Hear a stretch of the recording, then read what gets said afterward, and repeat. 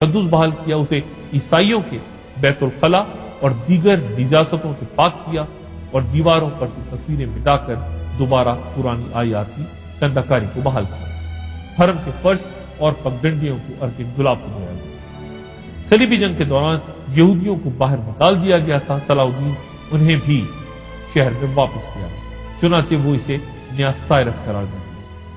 بیت المقدس چھن جانے کے بعد یورپ کے عیسائیوں میں غیظ و غضب کی لہر دوڑ چکی تھی، چنانچہ تیسرا صلیبی حملہ اسی کا رد عمل تھا۔ اس میں جرمنی کے بادشاہ فریڈرک باربوسا، انگلستان کے بادشاہ رچرڈ شیردل اور فرانس کے بادشاہ فلپ ایگسٹس نے شرکت کی۔ ان میں سے جرمنی کا بادشاہ ایشیائی کوچک کے ایک دریا میں ڈوب کے مر گیا۔ فرانس کا بادشاہ رچرڈ سے اختلاف کے بعد 2 سال بعد واپس آیا اور رچرڈ شیردل سلطان صلاح الدین ایوبی سے صلح کا معاہدہ کرنے میں کامیاب ہوا۔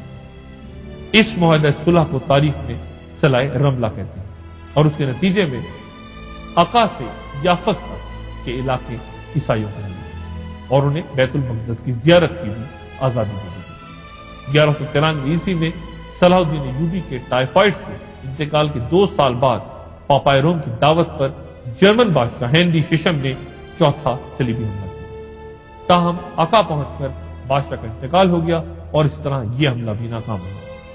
5ویں حملے کی دعوت پاپائے روم اور دنیا نے مشترکہ طور پر دی تھی، اس میں بھی صلیبیوں کو مصر کے شہر دمیاط میں عبرتناک شکست ہوئی۔ پھر 1228 عیسوی میں چھٹا صلیبی حملہ جرمنی کے شاہ فریڈرک دوم کی قیادت میں ہوا اور اس کے نتیجے میں بیت المقدس پھر عیسائیوں کے پاس چلا اور قبۃ الصخرہ پر شراب کی بوتلیں رکھ کے جشن منایا۔